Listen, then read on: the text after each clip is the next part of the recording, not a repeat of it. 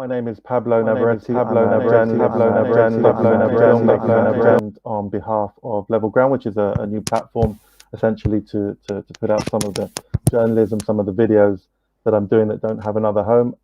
Welcome to this event about Julian Assange. As we all know, political prisoner, journalist, publisher of WikiLeaks, who now is coming up to nearly 2 years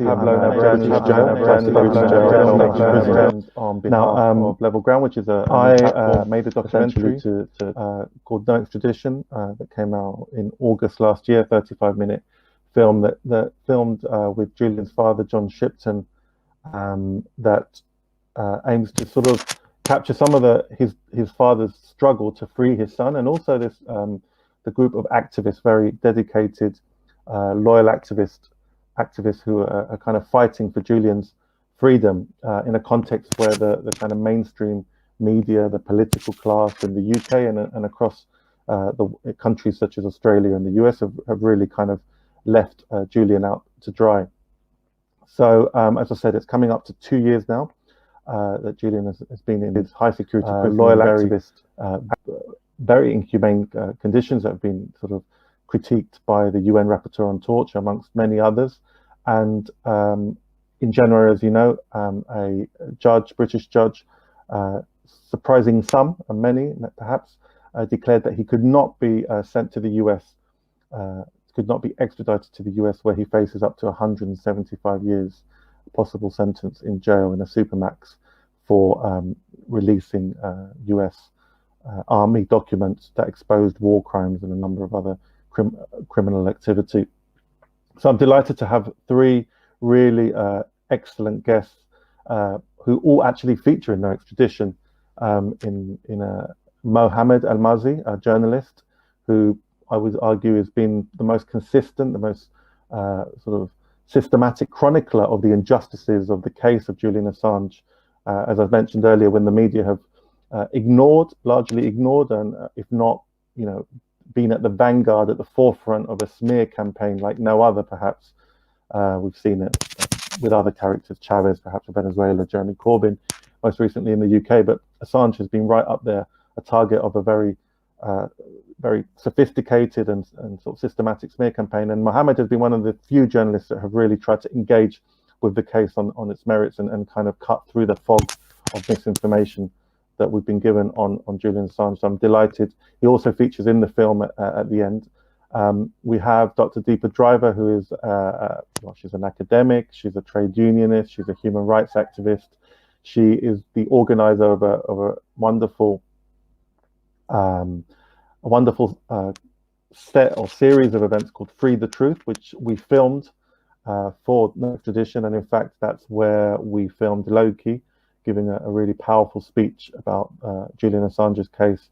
And so she's done a number of these events, and she was actually a legal observer, if I'm not incorrect. She was a legal observer in September at the extradition hearings at the Old Bailey. And Mohammed was covering that.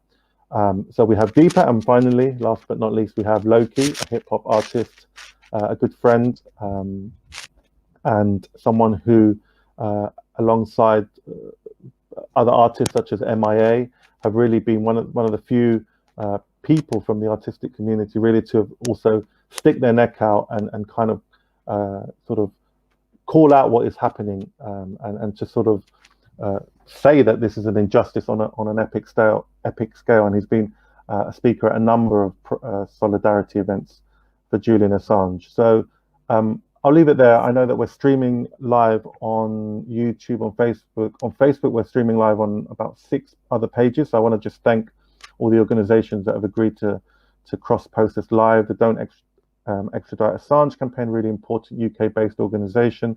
The Committee to Defend Julian Assange, run by Emmy Butlin volunteers, a wonderful group that feature in the film. The Canary independent media outlet that I work for part-time. Telesur English, a pan-Latin American channel. So we're going out on pages on Facebook that I think total more than 1 million likes. So I'm really glad that these groups have come together to sort of share this event. So I'm going to stop talking because we have only an hour and then we have some wonderful speakers. I'm going to start with you, Deepa. I know you're going to have to pop out for a little bit, but I'd like you to give us a kind of overview this event is called "Why is Julian Assange still in prison?" And perhaps you could give us sort of wider context to Julian Assange's work and what led him to be imprisoned and why he's still in prison in a British supermax nearly 2 years after.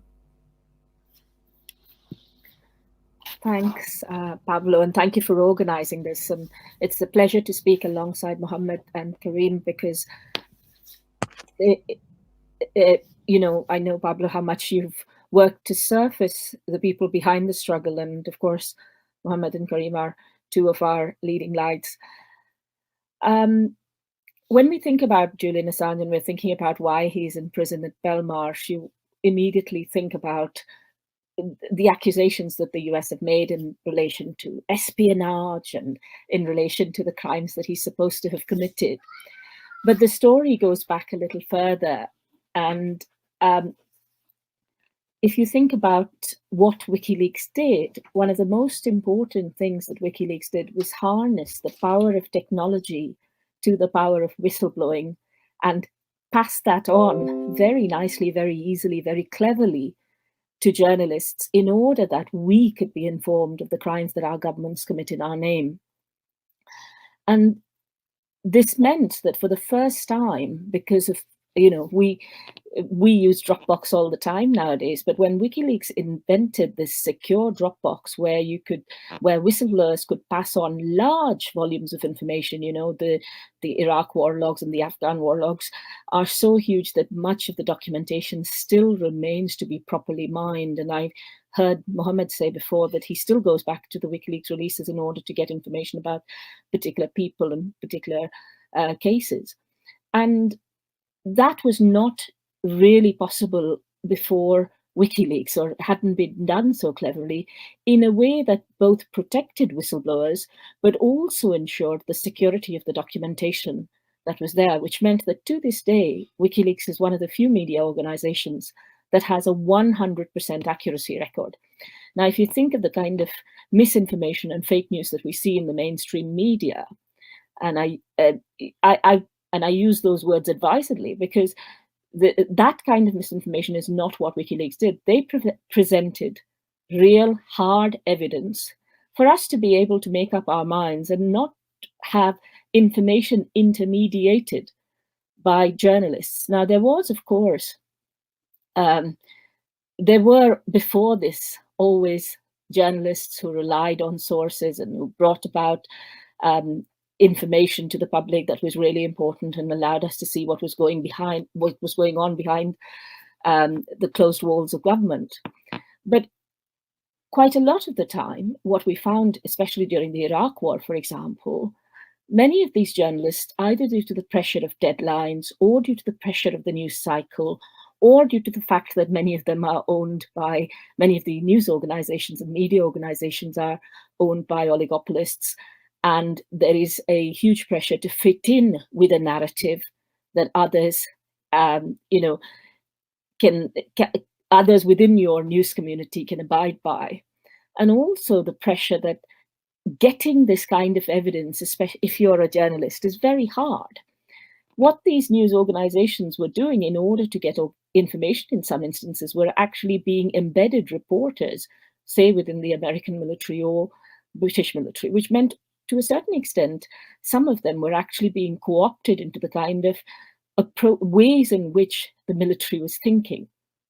And so many of them were unable to give a serious and meaningful opinion or perspective on what was really happening on the ground.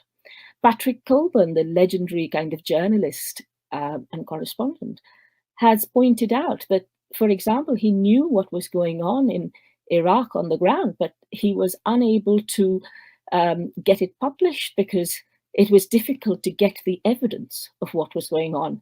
And WikiLeaks was really a boon for these journalists, which is why many of the mainstream organizations now did rely on WikiLeaks' releases to be able to expose to the world, both at an international level, say the likes of The Guardian, The Washington Post, The Telegraph, The New York Times, what was going on, because Julian created that link with the large media organizations.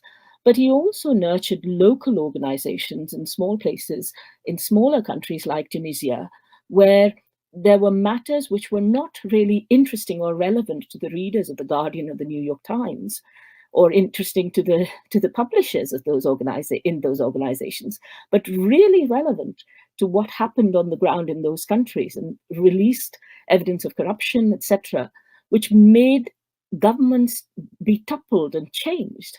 And this is what really changed the balance of power, because for all of a sudden, instead of the state surveilling us, which we all know a lot about, because, COVID, you're all using Zoom, you're all using electronic platforms, and all the government is doing through various apps and things is harvesting data, whether it's Facebook or some other mechanism. But all of a sudden, we, as ordinary people, were surveilling the state. And this balance of power changed, allowed us to understand, for example, when Khaled El-Masri, a German citizen of Lebanese origin, was abducted on the Macedonian border, tortured by 8 CIA employees who sodomized him and tortured him for several months before they realized that he was not it was a case of mistaken identity. He was not who they thought he was. Now, they didn't release him and apologize and make good for the horror they had put them through. Not that this horror is acceptable for anybody labeled a terrorist, but they didn't, even at that stage, pull back. They continued to torture him while they ran internal political games as to who would take responsibility for this. Finally, they dumped him on the Albanian border, and he thought he was going to be shot in the back. And he was picked up by Albanian policemen and repatriated to Germany, where nobody believed his story. And it was only through the use of WikiLeaks releases, and he was one of the people who testified in Julian's case at the Old Bailey at the hearings. It was only because of the WikiLeaks releases that showed how the German government, having known what had been done to Mr. El-Masri, stayed quiet as a result of US pressure, not to not to get any kind of justice for this man. Instead, it went to the European courts, at which stage Mr. El-Masri was granted some justice as a result of the WikiLeaks releases, revealing both the German collusion with Americans, but also what had actually taken place.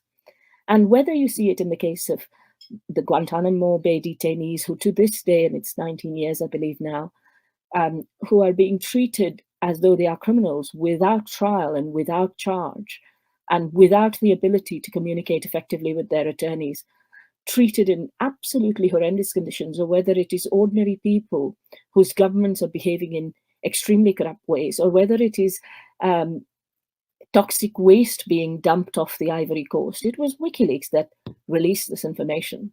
And this, to my mind, set a hugely powerful example that ordinary people could hold governments and powerful officials and networks to account. And this is why Julian became a target.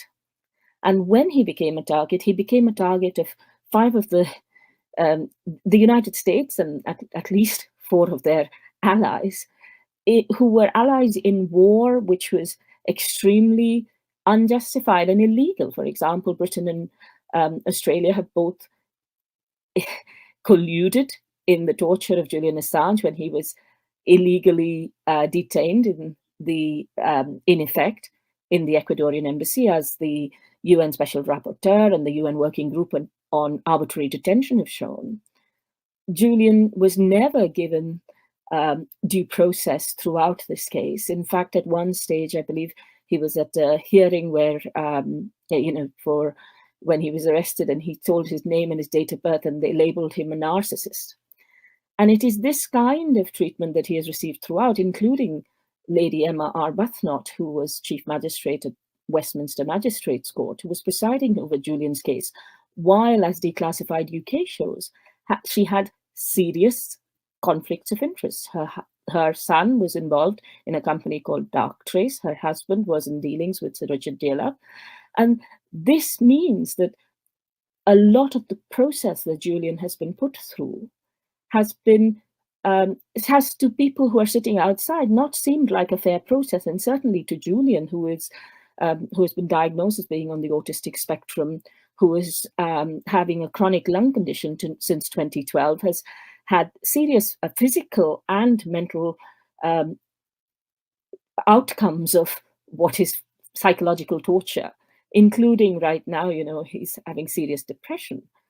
It is just unbelievable that the judge, at this stage at least, recognized that what he was being sent to, which was to be in a steel box where he would be allowed out into the next cell for individual recreation.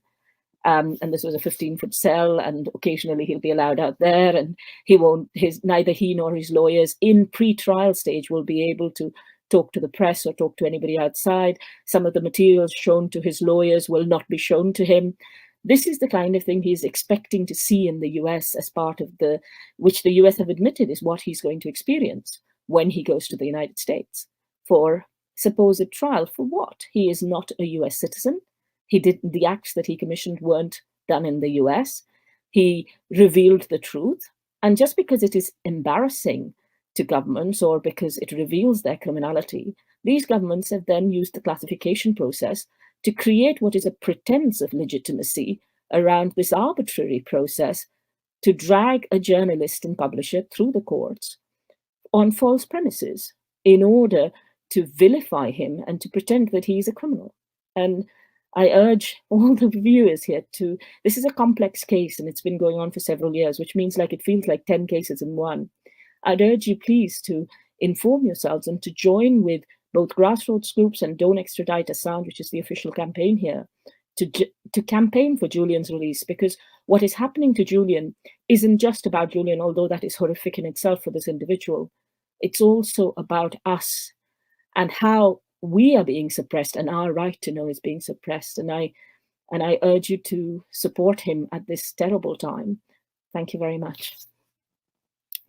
Thank you very much, Deepa. And I think you've put really well the kind of the extent of the injustice, and a chant that I heard a lot of times when I was covering, the hearings outside the Westminster Magistrates Court, outside Belmarsh, a few times was that free Julian Assange, jail the war criminal. And isn't it isn't it sad to see that in today's world, in the British press, someone like Tony Blair, who is by any reasonable definition a war criminal, characters like George Bush, who oversaw many of the sort of crimes that the WikiLeaks exposed, that these are the characters which are sort of presented and recycled as sort of reasonable elder statesmen, and yet the journalist who exposed and who oversaw through his organization, which, as you say, has been very careful, rigorous in presenting its information, is the one who is in jail, facing, these horrific conditions and potentially, life in a US supermax. So it's it's a kind of sign of how upside down, to use I think the phrase that the great Uruguayan journalist Eduardo Galeano once wrote, the upside down world that we live in. So I want to just say hello to the people joining. I can see people saying on various Facebook pages that they're joining from the US, from the UK. So again, thank you to the pages that are sharing this. Is Courage as well, the Courage Foundation in the US. Just to encourage people that we want to give the second part of this 1 hour panel discussion. We want to open it up to questions. So if you have questions for the panel, please put them in the different Facebook groups. I'll do my best to try and keep up to be checking them to see where we can take questions from.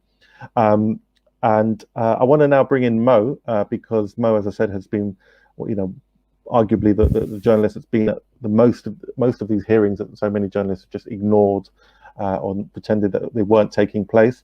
And if you could just kind of bring us up to date on the specifics of, why is Julian Assange still in prison, even after this judge said that he shouldn't have to face extradition to the US. If you could just bring us up to date, and maybe also give us your reflections as a journalist as to why so many of your colleagues haven't paid this story the attention that you've given it.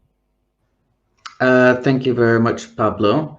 Following up from Deepa's explanation, where we are now, I suppose the short answer in relation to Julian Assange is that He remains in Belmarsh prison because the US government has appealed the decision not to extradite him to the United States, and the judge determined that although she found in Assange's favor, she wasn't convinced that he wouldn't try to flee the United Kingdom. And this is even though he now has 2 young children and a fiancée who are based in the UK.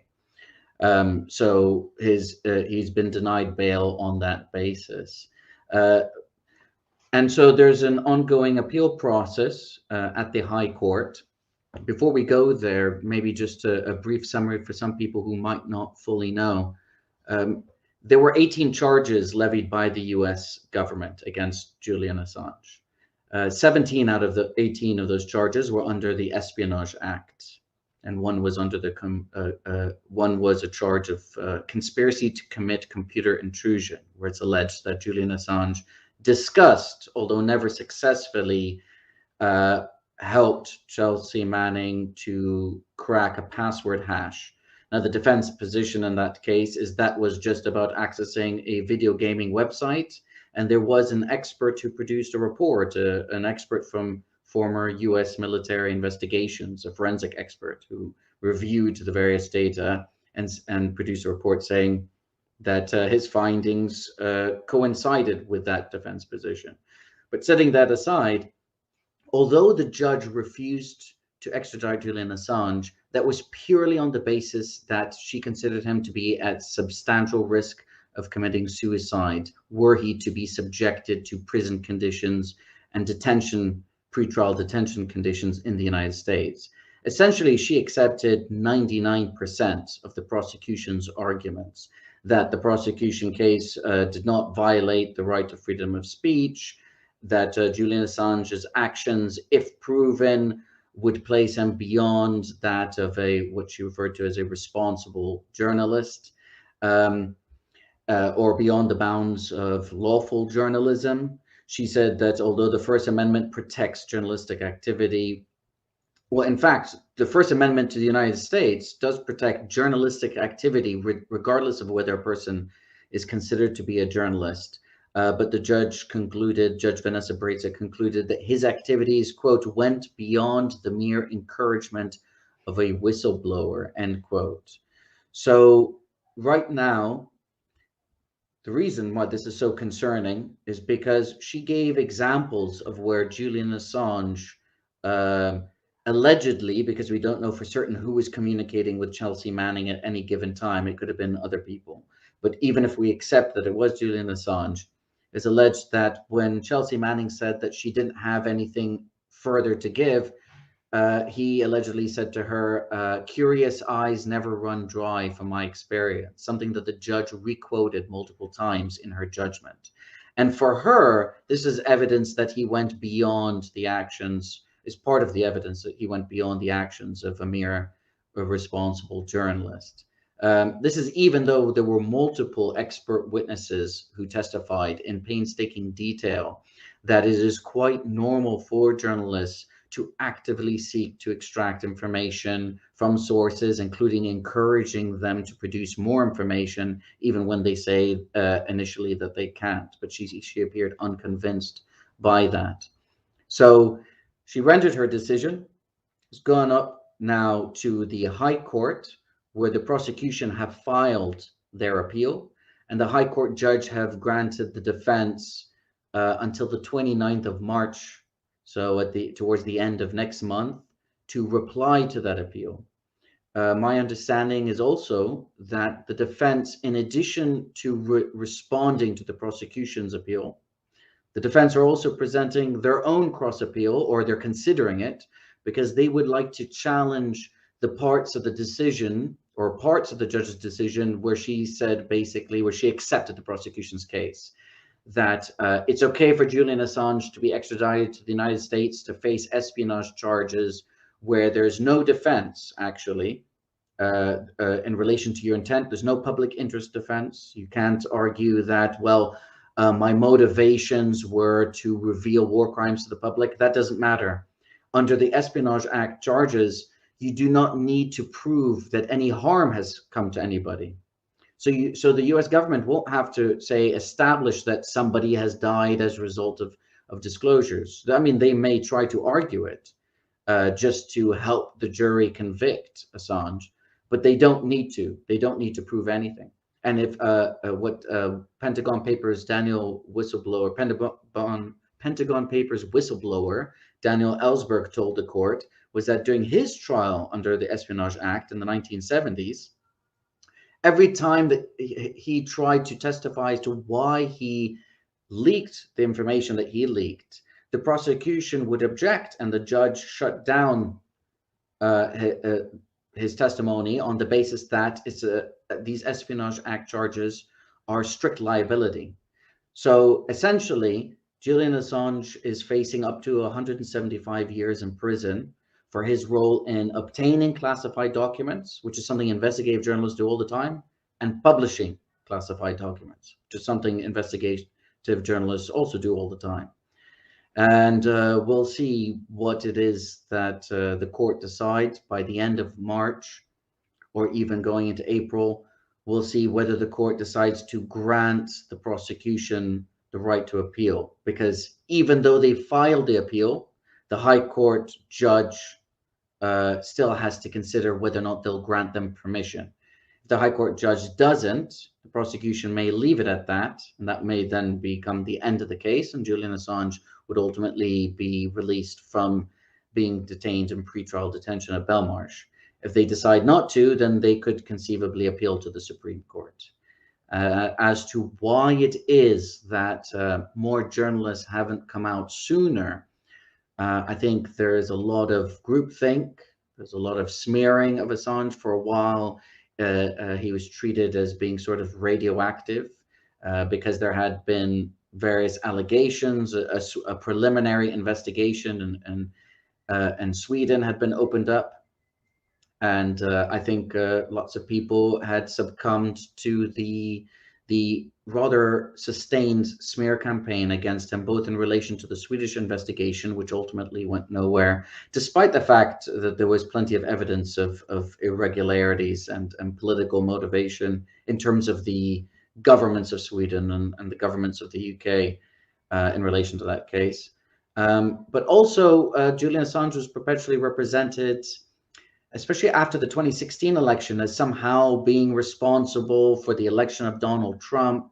That probably had a far more effect in the United States. There were allegations that he and WikiLeaks were somehow linked to Russia, even though the unredacted pages of the Mueller report concluded that they had no evidence, actually. That this was released 2 days before this election in November, that they could not establish that WikiLeaks or Julian Assange either wittingly or through willful ignorance conspired with either Donald Trump's campaign or the Russian state. But 4 years, or nearly 4 years, of sustained Russiagate accusations meant that lots of people, especially liberals, I think, fell out of love with the idea of supporting Julian Assange, notwithstanding its impact as the case, as you pointed out. It doesn't just affect him, it affects all of us. There's already a chilling effect as a result of the sustained prosecution and targeting of Assange, and we'll see how much worse it gets if he is indeed extradited. Thanks a lot, Mo, for that very detailed sort of bringing us up to date with the latest on the case. One of the things that struck me, and it has struck me when I've been covering the Julian Assange protests, is the number of Latin Americans that are attendant, Colombians, Chileans. Now, my own parents are Chilean, former political prisoners under the Pinochet dictatorship. My mum became quite involved in the Julian Assange solidarity groups, along with other Latin Americans. And it struck me that Latin Americans who have this whose countries have borne the brunt of so much of US imperialism, of so many smear campaigns, of so many overthrowing of their democracies, were kind of almost very much less willing to sort of believe the narratives that were built up around Julian and that were pushed relentlessly in the media.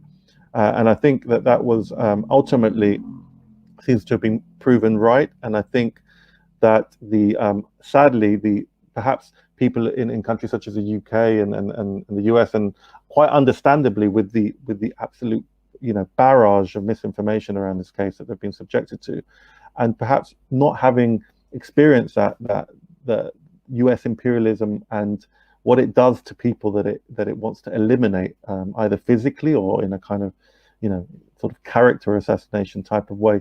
And so I think that there is a lot there that as Deepa says, this case is about 10 cases. Is about what happens when media campaign is inflicted on someone, when a US government in collusion with the UK, and here Deepa also talked about the work of Declassified, and I'd recommend anyone to check out Declassified's website, a new independent media website that began I think a year or two ago, and it's been really extremely impressive in how they've detailed the corruption at the heart of the UK legal system with regards to this case. So I want to move now to Loki, to Karim, and I want to ask you, Karim, why did you get involved? Why have you spoken at a number of events in support of Julian Assange?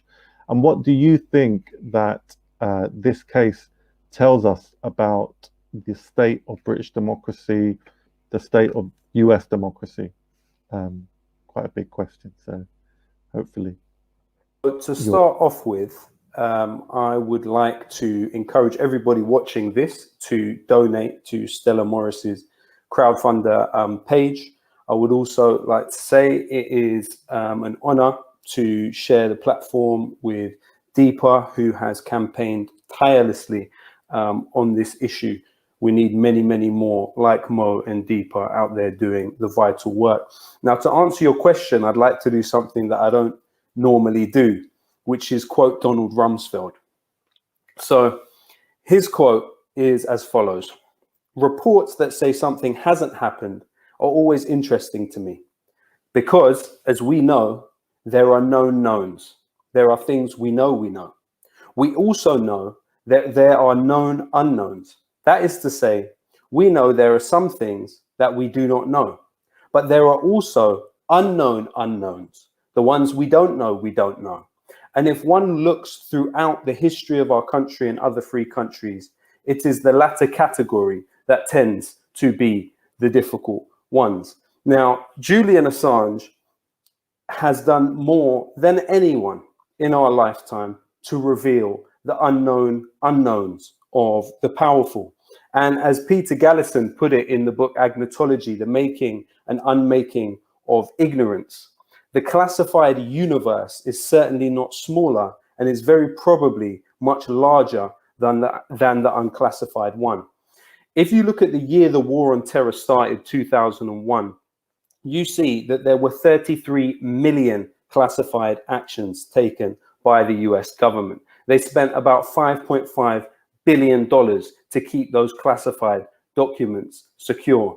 And as estimated by Peter Gallison in his chapter in that book, it's very likely that the classified documents in the world, the pages that are classified, outnumber the publicly available, readable pages of all languages. So that's quite an amazing idea when you think about it. And what it shows is that while WikiLeaks were responsible for making millions and millions and millions of files of documents publicly available, it was still only scratching the surface of an established system of secrecy. What did WikiLeaks reveal?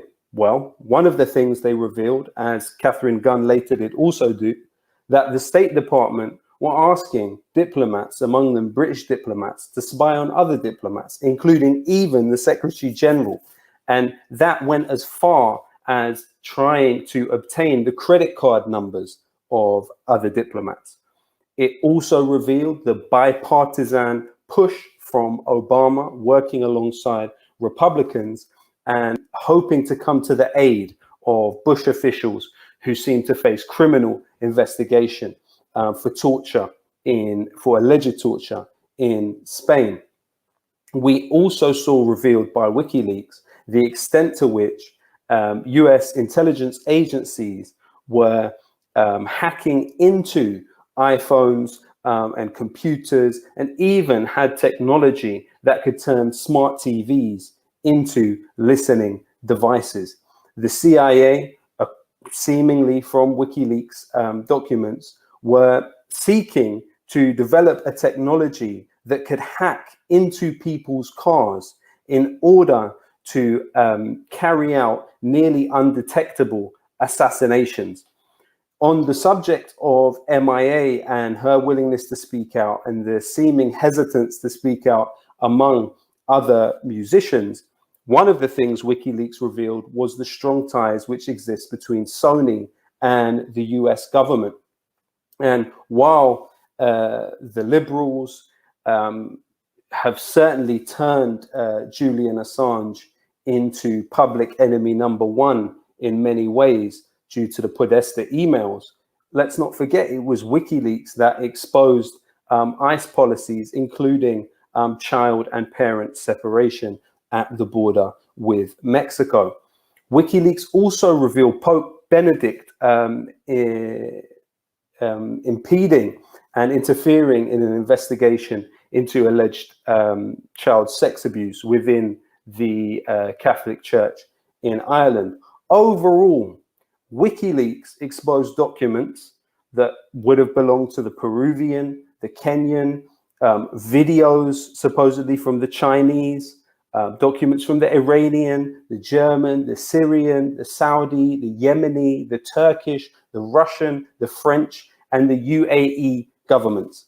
Now, for everything we hear, especially about several of those governments just listed, about how tyrannical those governments appear to be in the eyes of British and US foreign policy, it's not any of them that are attempting to kidnap Julian Assange. It's not any of them who kept him incarcerated for over a decade.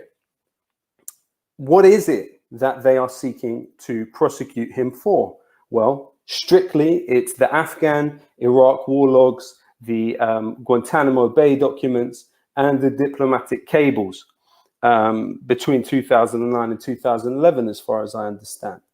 Now, what did WikiLeaks reveal about what was happening in Guantanamo Bay? Well, one of the things revealed was that the number of children that the US government are detaining in Guantanamo Bay illegally was 1.25 times more than they had previously acknowledged. They hadn't acknowledged that one of the children that they were detaining, in fact, two of the children that they were detaining were 13 years old at the time of detention in Guantanamo Bay. They didn't admit that there was one 14-year-old and there were three 15-year-olds. Now, one of the people who was revealed to have been detained at the age of 17, Yasser Talal al-Zahrani, killed himself at the age of 21 in his cell in Guantanamo Bay. This, as Deepa rightly emphasizes with the story of Khalid al-Masri, is the human side of what Julian and WikiLeaks did. They showed you the micro side of macro power in all of its gruesome ugliness and injustice. And it is for that reason that he is being targeted. Let's be clear. In the UK context, Robert Peston regularly does that which Julian Assange is being accused of doing. He cultivates sources within the corridors of power and then takes to Twitter and makes the announcement preceding the release of the news elsewhere. But no one is drawing any type of equivalence to what Robert Peston does and what Julian Assange did. When we look at the Spy Cops bill that has recently been passed and facilitated by the leader of the Labour Party, Sir Keir Starmer, when we look at the Overseas Forces bill, we see clearly that you have intelligence services and security state seeking complete not only impunity, but unaccountability and invisibility. But what is that visibility reliant upon? It's reliant upon what they used to call the DSMA committee, and now known as the D-Notice committee, whereby journalists go to the meeting and are told by civil servants what they would prefer them not to report. And it is in that way that journalists seek access through servility. And it was that Julian Assange struck back against. It is that he went against the grain on. And it is that is the reason he is being punished in the way he is today. We look at the extradition treaty that was negotiated in secret by the Tony Blair government and fast-tracked through in order to deal with the war on terror. The terrorist, in the context of the war on terror, represents a space of rightlessness.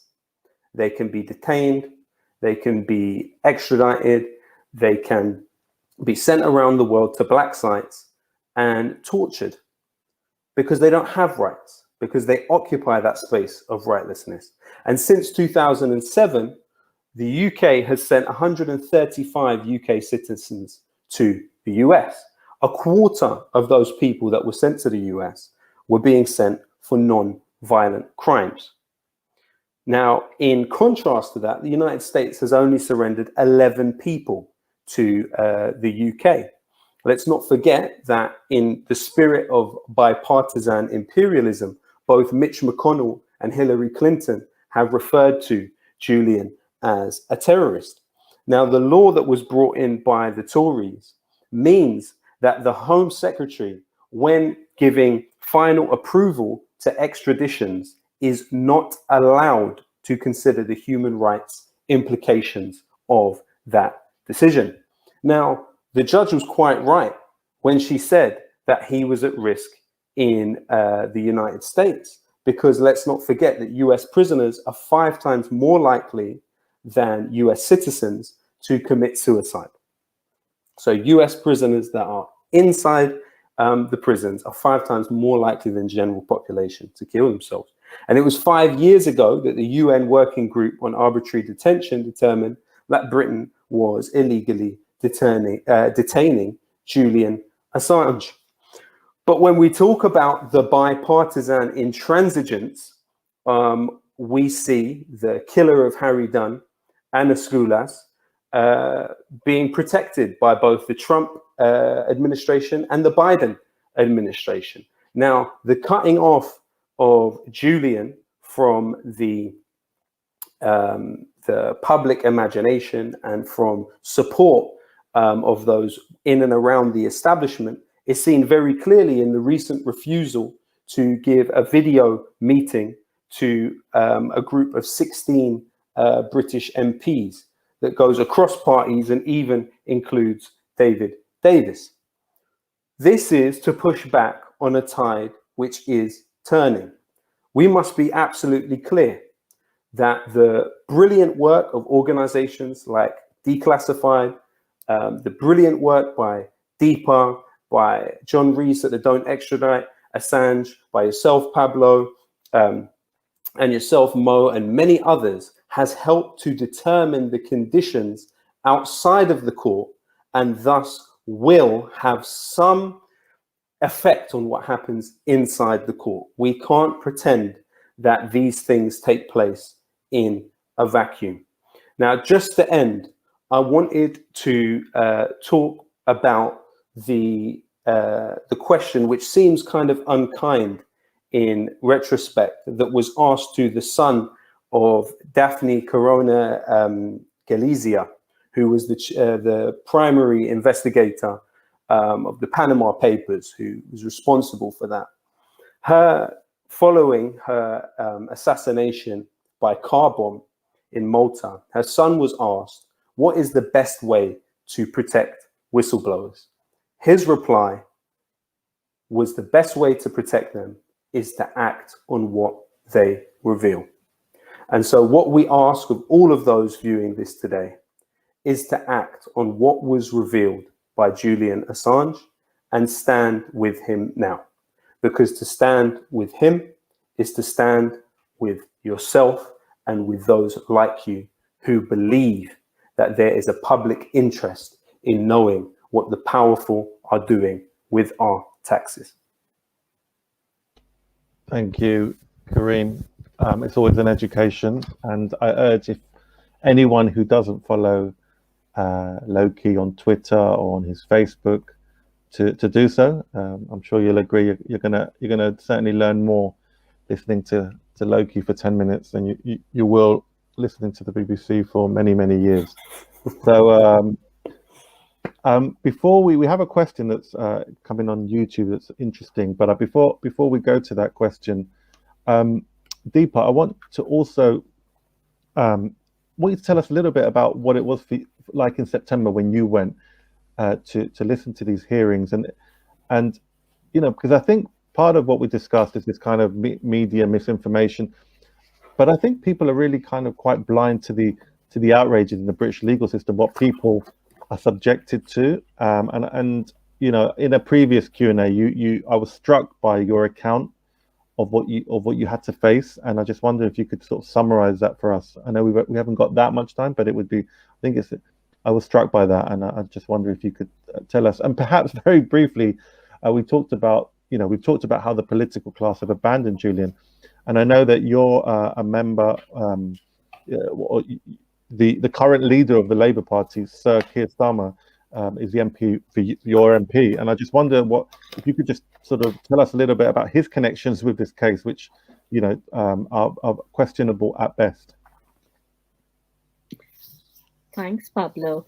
I think it was quite surreal to visit both Westminster Magistrates Court and the Old Bailey. I was one of those people who was stupid enough to believe that while Julian was in the embassy, at least he was safe and things were okay for him. I didn't realize quite how terrible it had got. And thanks to the Committee to Defend Julian Assange grassroots activists, I began to get educated about this and began to, although, you know, I'd supported WikiLeaks for a long time, but really began to get involved in campaigning for Julian's release. And I'd never been to court seriously before in any way for any extradition hearing, and I was quite surprised by how dehumanizing the process becomes, particularly at the Old Bailey, for example, where, you know, as an academic, I'm in a position of privilege. I'm there as a legal observer for an eminent society of socialist lawyers, which have been going for over 100 years. We send legal observers to other countries, to Turkey, to other places, to observe trials. So I kind of thought that when I took the formal letter and sent it to the judge and to the judicial officials, that I would just be told, yes, here's how you get into the building. Instead, we spent weeks with them trying to block access. And finally, and this was not just me, but on the first day of the extradition hearing, 40 other NGOs who had previously been granted access were denied access to the court, and they were told they would have to queue in the public gallery queue. Now, in that public gallery queue, given there were across the two courts where the hearing was being transmitted, one, the main courtroom where Julian was, and in the public gallery where there were about 36 seats, 5 seats were allocated to his family. And then a second court, exactly the same, where a further 4 seats were, and sometimes 6 seats were allocated to the public. At this second room where you could literally only see Julian or what was going on in court through a television, which was smaller than the television I have at home, stuck on a wall, 40 feet away from you, and where if they switched off the volume, you couldn't communicate to anybody that the thing that had been switched off, and you couldn't hear anything. You had to queue, and thanks to the supporters, I managed to get into the court virtually every day. And only 4 people were allowed in, 2 in the morning. And then they had reserved, this is what is really unusual, the judge had reserved seats for VIPs, we found out. And these VIPs never took their seat even once through the course of the hearings across 4 weeks. And then we were given access to the court. So you queue at some unearthly hour at 5 in the morning, 6 in the morning, wait until 10 o'clock when the door, he allows people to go in.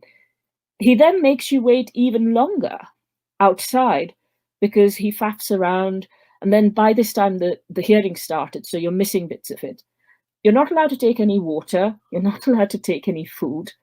The only people really who go in through that door are the families of Black and minority ethnic people, most of whom are accused of very grave crimes. And we were all treated pretty much in the same way, as though we were non-people who were already criminalized by the system.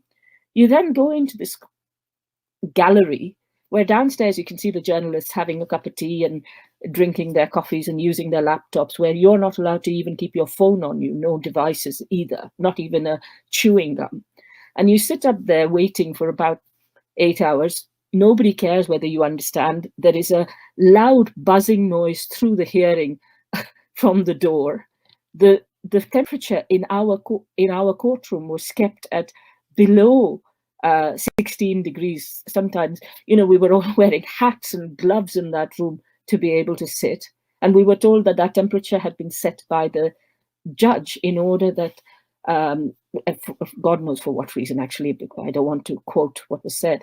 But this kind of dehumanizing treatment was not just done for us, but also for Julian, who, as an innocent man, is sitting inside a glass box. To talk to his lawyers, he had to get down on his knees. And remember, Julian has got osteoporosis, which is both hereditary and as a result of complete lack of sunlight exposure, both at the embassy and in Belmarsh for over 10 years. In the past, he's cracked a rib trying to tie a shoelace. Now, this man has to get on his knees, whisper through a crack in a plastic box to somebody who then attracts the attention of his lawyers across some US attorneys who are sitting there. And then the lawyer occasionally will come back to talk to him. So this is extremely dehumanizing for Julian too, because he doesn't even have the basic ability as someone with a disability, of course, because of this chronic condition, to even sit alongside his lawyers, to defend himself in a case where his life is at stake. This is the kind of justice we get in Britain. And this continued, including at the at the verdict, it is appalling the way in which the appeal was turned down, in order supposedly to give the US a fair chance, because of course the way the legal process works is the predisposition is in favor of extradition unless certain bars are met. For example, in this case, what they called his mental health, which is essentially 4 or 5 states stamping on his head and trying to destroy this individual through smears and accusations and allegations and arbitrary treatment. And this is my experience of the process, and I'm really outraged that not more lawyers are speaking up about the absolute, the complete ignoring of the rule of law, if such a thing exists, and the complete perversion of any basic principles of due process, including that he was spied upon in relation to privileged conversations which he had with his lawyers within the embassy. That alone should have been enough for this case to be thrown out, leave alone the fact that the people prosecuting him are now accused of trying to poison him while he was in the embassy. This is just completely unjust. And I think in relation to your, I've spoken a bit, so I don't know if the others want to contribute, but I can come back to your second question. Yeah, what we'll do, if we run out of time, because I'm keen to keep this, we can go a little bit over, but I'm keen to finish as close to 8 as possible. If we do run out of time, I think it's important that we, there's an article by Matt Kennard, one of the founders of Declassified, this excellent website that many of us have spoken about tonight, where he puts a number of questions to Keir Starmer, and he asks about what his role was as the head of the Crown Prosecution Service in denying essentially in irregularities around the legal process and Sweden, when Sweden was investigating these alleged sort of sexual crimes. And so I think it's really important that people read that. Again, it's information that won't be reported in the mainstream British media, incredibly. So I think it's important. I mean, just recently we had the revelations about 5 weeks ago today, actually, in the Electronic Intifada by another excellent journalist, Asa Westernley, that there is an ex-Israeli spy working for the Labour Party, even apparently in Keir Starmer's office, and not one British mainstream media outlet has covered that story. In fact, it seems that The Guardian, for example, which has been at the forefront of smearing Julian Assange after benefiting so much from the partnership that Julian and The Guardian had initiated, killed a story that was trying to be written by a journalist there. And I think it speaks to the sort of dereliction of duty and the sad state of British journalism today. So we're running out of time, but there is a question that I thought was interesting, and I thought maybe low-key and then Mo, maybe to finish, we could touch on it. Is it's by Lelvin, I think is the name. Is there a crackdown currently occurring on social media that aims to further suppress narratives that undermine the views of various state actors? Twitter's collab with the Atlantic Council being one. And this is in a week where there's an article that I was trying to read even yesterday. I couldn't because there kept being warnings that it had been kind of sourced via hacking by the Grey Zone, another excellent outlet. And I think there seems to be a concerted effort by tech giants to suppress the ability of social media to give us these alternative narratives that challenge the powerful, that challenge these other dominant narratives which are fed to us 24 hours a day on the mainstream. So Kareem, Loki, what are your thoughts on that, and Mo perhaps also? Well, I would say an interesting point around Twitter was fairly recently, Ian Cobain revealed that the head of editorial for the Middle East at Twitter was a gentleman by the name of Gordon Macmillan. Now, he was revealed to also work for the 77th Brigade in the British Army. Now, that is believed to be 1,500 to 2,000 troop strong, kind of cyber warfare unit. As we also know, that the recent increase of the British military budget by over 18 billion pounds, if I remember correctly, most of that is going to be spent on the cyber side of things. And there is this idea that tweets which are uncomfortable to the British government, the US government, NATO allies are somehow part of warfare. And if you want to listen to something that is really, really scary to listen to Deborah Haynes at Sky News recent podcast series. It goes into the way in which war is being re-understood by the British government as something that takes place in terms of ideas and tweets rather than in terms of battlefields and theaters of war. Obviously, we have seen many progressive voices suspended, at least temporarily, and then banned from Twitter.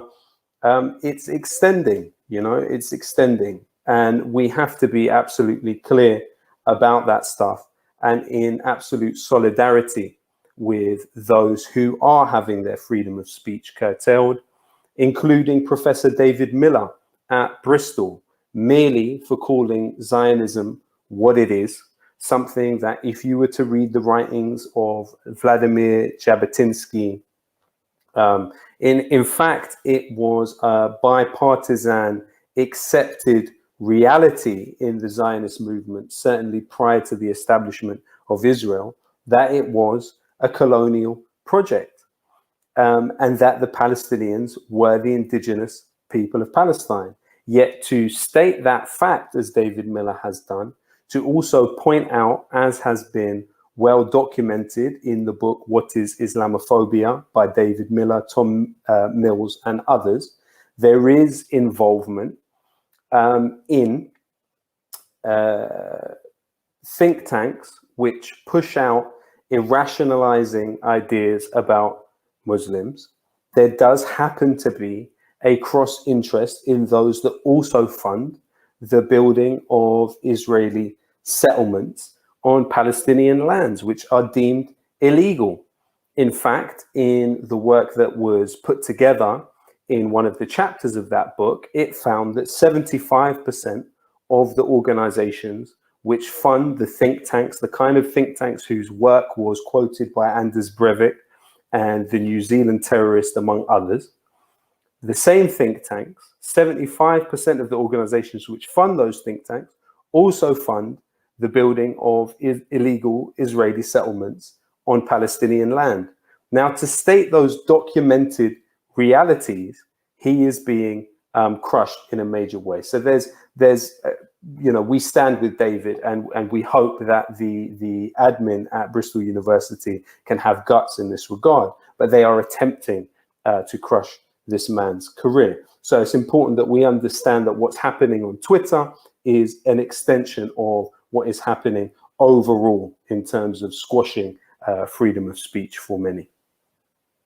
Thanks, Kareem. Mo, do you have any thoughts on this issue? Yeah, so what we've seen is these ever increasing sort of crackdown and securitization of so-called social media platforms, or not even just social media. So whether it's Google search engine or YouTube, which is owned by Google, or Facebook, or many of the various platforms owned by Facebook, you have Instagram or Twitter. Originally, the idea was, at least, although surveillance was always built in to the internet's origins, and Surveillance Valley is a book that people can look into about that. The fact of the matter is, most of these heads never really wanted to start moderating content. But when they started getting lobbied heavily, first to moderate so-called extremist content and content that was connected to ISIS and Iraq and Syria, and then also hate speech. And this all accelerated even further with Russiagate and claims of Russian state interference, and the need to change algorithms to downrank certain sites, which then, of course, didn't just impact the Russian state, it impacted alternative news sites that were deemed for some reason to be somehow Russia adjacent. And so what we've seen is immense pressure placed on Twitter, Google, Facebook, and others to start regulating content more and more, which means they start having to hire people to do that. And you even have liberals demanding this. It's not just right-wingers in terms of like political figures. It's you have liberal figures saying, why aren't they doing more to curtail hate speech? And why aren't they doing more to curtail fake news, whatever that means? And inevitably, that will result in the kind of alliances and unions that we've seen between Facebook and Twitter on the one hand, and the Atlantic Council's Digital Forensic Research Lab on the other. The Atlantic Council is NATO's unofficial think tank, as it were. It's a pretty hawkish institution. And in order to shield themselves and protect themselves from, attacks of anti-competition, anti-monopoly attacks by governments, because quite frankly, many of these organizations should either be broken apart in terms of the laws that we have, anti-monopoly laws, or taken over and turned into public utilities. And in order to avoid the kinds of attacks that we saw, the kinds of challenges to their institutions, they basically embedded themselves even further with the national security establishment in these various countries. So I'm afraid what we're seeing is only going to continue to increase unless there is sufficient pushback, because there is immense pressure from the European Union and from other and from governments and agencies around the world to ever increase and regulate content on these platforms, as well as to promote so-called authoritative outlets, which YouTube now admits openly that it does, such as the New York Times and other establishment outlets. So yeah, unfortunately, not a very good place to be. So it looks like Deepa's going to have going to be busy organizing Free the Truth events, and we're going to have to get creative about how we create alternatives to these Facebook and YouTube in order to essentially challenge these mistruths and merchants of fake news, such as the New York Times, that laughably present themselves as sort of credible journalistic outlets. We've gone a bit over time, but I'd actually want to finish with you, Deepa.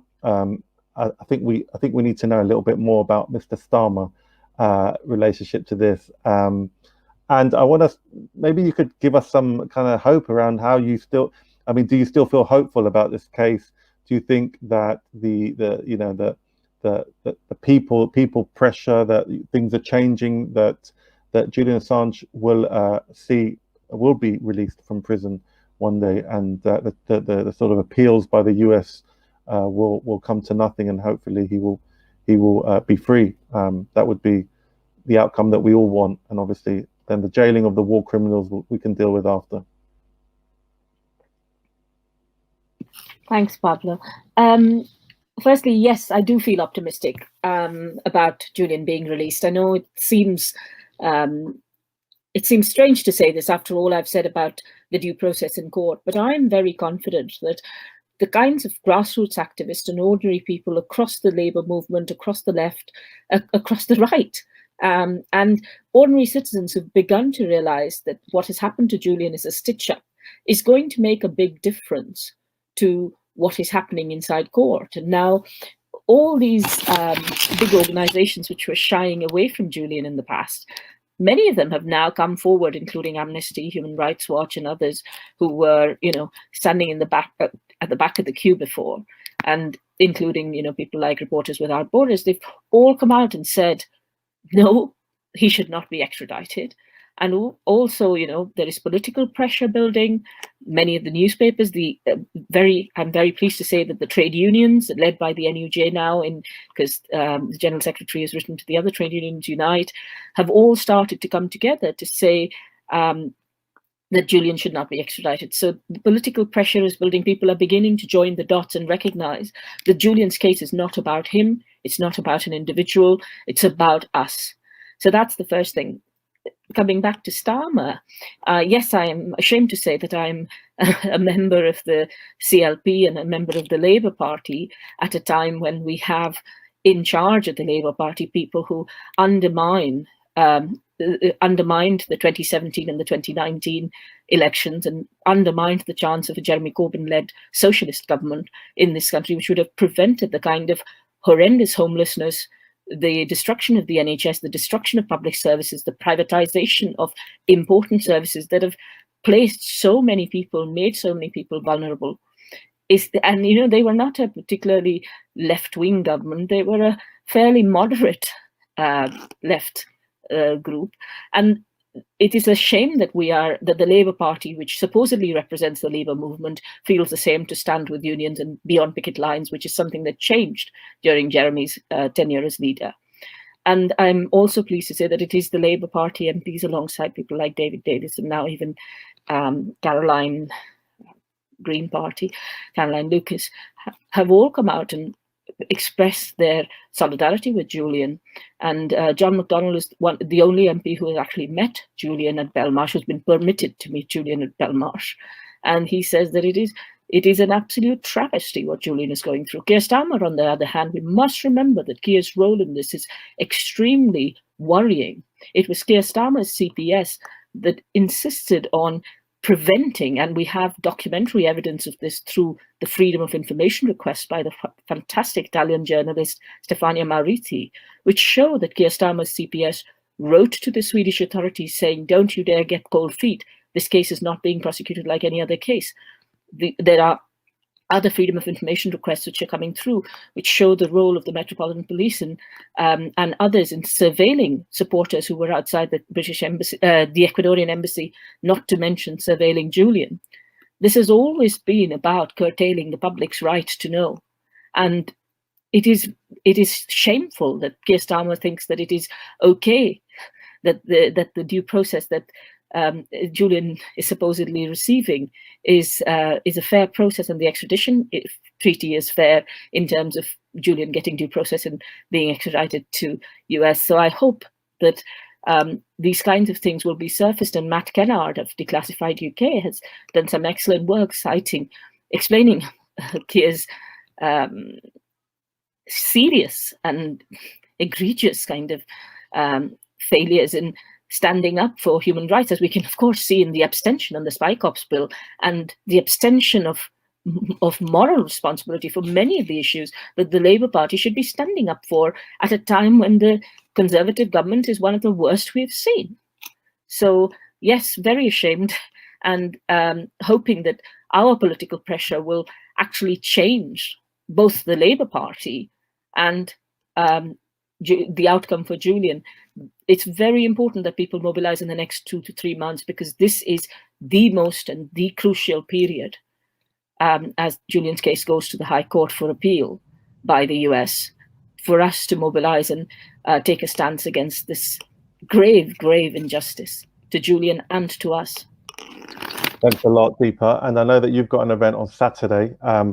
We've heard so many links to articles, books. I think I've been thinking, how can we get a list of all this? But I'll compile a list, and then maybe if anyone's interested, they could check the different Facebook pages where they were watching this from, or the YouTube or the Twitter, and we'll somehow create one list of as many of these links. But there's an event on Saturday. If you follow Deepa on Deepa_driver, I'm sure that you'll put the information there.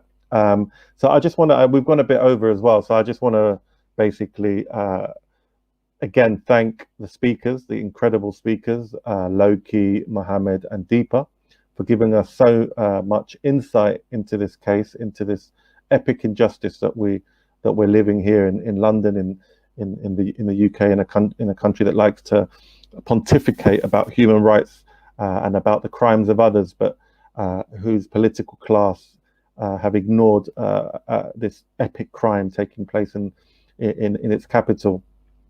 And so thank you so much to Loki, Mo and Deepa. Thank you to the different media outlets, to the different campaign groups that have come together to share this stream on Facebook.